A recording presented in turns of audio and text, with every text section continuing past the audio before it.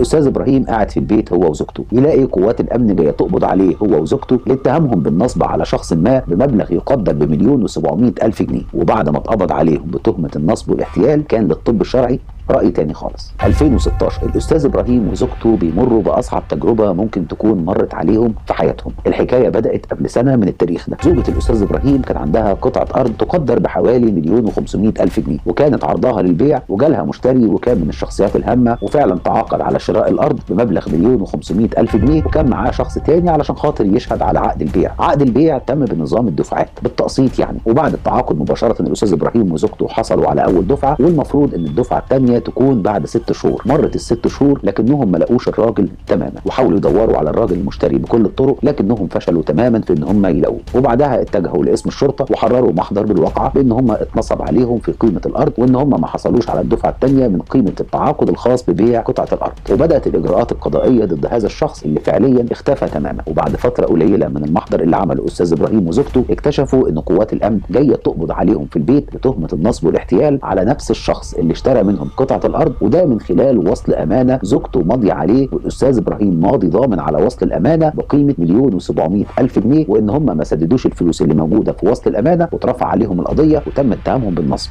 محامي الاستاذ ابراهيم وزوجته اكتشفوا ان القضيه الخاصه بوصل الامانه معموله من فتره طويله، وان اجراءات كتير تمت فيها، وان الاجراء الاخير هو كان القاء القبض عليهم بتهمه النصب والاحتيال. المحامي الخاص بالاستاذ ابراهيم وزوجته شكك في وصل الامانه واكد ان زوجه الاستاذ ابراهيم والاستاذ ابراهيم ما يعرفوش حاجه خالص عن وصل الامانه دي، وبالتالي تم ارسال وصل الامانه للطب الشرعي علشان ياكد ان وصل الامانه ده مزور او لا. ومن اللحظه دي القضيه اتغيرت تماما. الطب الشرعي اثبت في التقرير التالي: اول حاجه ان امضه زوجه استاذ ابراهيم على وصل الامانه صحيحه 100%، ولكن كل اللي مكتوب في وصل الامانه اللي هو فوق امضه زوجه استاذ ابراهيم مزور. النقطه الثانيه ان امضه استاذ ابراهيم كضامن على وصل الامانه هو كمان مزور، ولكن مزور بطريقه احترافيه جدا. واثبت الطب الشرعي التالي من خلال بعض الدراسات والابحاث اللي اتعملت على وصل الامانه اللي ليها علاقه بقوه الخط وضغطه القلم على الورقه وتاريخ الحبر سواء في الامضه او في كتابه الوصل او امضه الضامن. وتم الاكتشاف ان الامضه الخاصه بزوجه استاذ ابراهيم حصلت اول حاجه على الورقه دي، وبعدها تم اضافه كل اللي اتكتب فوق الامضه من وصل الامانه وقيمه المبلغ وغيره، وبعدها تم اضافه امضه الاستاذ ابراهيم كضامن على الوصل. لكن الطب الشرعي اكد ان التزوير اللي تم بيه وصل الامانه ده دقيق جدا. وبعد ما ارسلوا تقرير الطب الشرعي للجهات الامنيه وجهات التحقيق بداوا يدوروا ويحاولوا يعرفوا ازاي تم تزوير وصل الامانه وازاي امضه زوجه الاستاذ ابراهيم كانت سليمه. ومن هنا نرجع للتعاقد الخاص بقطعه الارض اللي تم قبل 6 شهور من تاريخ واقعه النصب. اللي حصل كالتالي: ان الراجل اللي جاي يشتري قطعه الارض وهو واحد من الشخصيات المهمه، بعد ما الاستاذ ابراهيم وزوجته خلصوا كل اجراءات التعاقد على بيع قطعه الارض كان مهم جدا توثيق عقد البيع